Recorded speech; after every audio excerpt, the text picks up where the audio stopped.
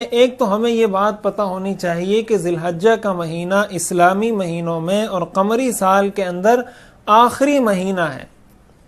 ہمارے ہاں ہمارے بچوں کو، ہمارے بڑوں کو، سب کو انگریزی مہینے کے نام بھی یاد ہوتے ہیں مہینوں کے، اور یہ بھی پتہ ہوتا ہے یہ دوسرا مہینہ ہے، یہ پہلا ہے، یہ تیسرا ہے، لیکن افسوس کی بات ہے کہ ہمارے بچوں کو اور ہمارے بڑوں کو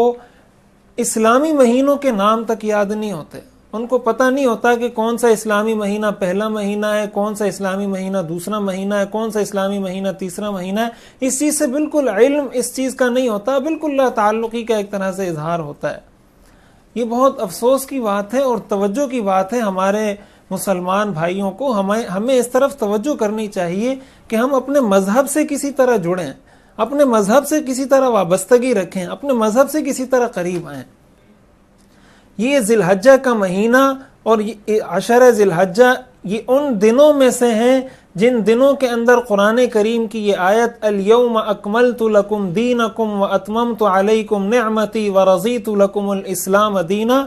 یہ آیت جن دنوں میں نازل ہوئی وہ بھی انہی ایام میں سے ایک دن عرفے کا دن تھا۔ 9 ذی الحجہ کی تاریخ تھی جس تاریخ کو یہ آیت نازل ہوئی، جس کے اندر اللہ تعالیٰ نے اس امت کو یہ خوشخبری، یہ بشارت، یہ معجزہ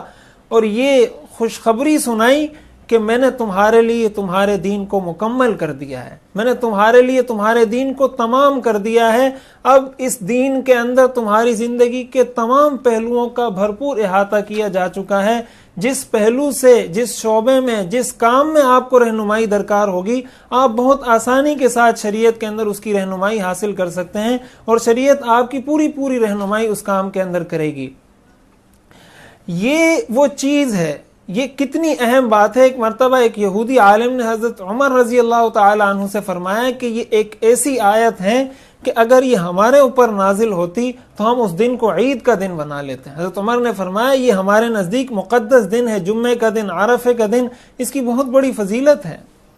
تو یہ وہ دن ہے اور یہ وہ عشرہ ہے جس عشرے کے اندر قرآن کریم کی یہ آیت نازل ہوئی، اور اللہ تعالیٰ کی طرف سے اس امت پر اتنا بڑا احسان ہوا کہ ایک مکمل دین اللہ تعالیٰ نے ہمیں عطا فرمایا۔ ظاہر ہے ہمیں اس کی قدر کرنی چاہیے، ہمیں اس کا شکر ادا کرنا چاہیے، اور اس کا شکر اور کسی طریقے سے ادا نہیں ہو سکتا۔ اس کا شکر بس یہی ہے کہ انسان اپنے اعمال درست کر لے، انسان اپنے آپ کو درست کر لے، انسان اپنے آپ کو ایسا بنا لے کہ وہ اپنے رب کو پسند آ جائے، اپنے اللہ کو پسند آ جائے۔ یہ ساری دنیا، یہ ساری کائنات اللہ نے اس انسان کے لیے بنائی ہے، اور انسان کو اللہ نے اپنے لیے بنایا ہے۔ وما خلقت الجن والانس الا لیعبدون۔ یہی جو ذی الحجہ کا مہینہ ہے، قرآن کریم میں اللہ نے فرمایا کہ میں نے 12 مہینے، ان عدت الشہور عند اللہ 12 شہرا فی کتاب اللہ یوم خلق السماوات والارض منها 4 حرم، 4 مہینے ایسے ہیں جن کو اللہ تعالیٰ نے خصوصی احترام، خصوصی عزت، خصوصی شرف، خصوصی مقام، خصوصی مرتبہ اللہ تعالیٰ نے جن 4 مہینوں کو عطا فرمایا ہے، ان میں سے ایک مہینہ ذی الحج کا مہینہ ہے۔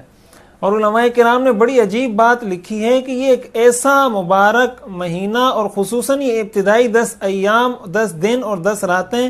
ایسی عجیب راتیں ہیں کہ حضور علیہ الصلوۃ والسلام نے ایک حدیث میں فرمایا بنی الاسلام علی 5 شہادت اللہ الہ الا اللہ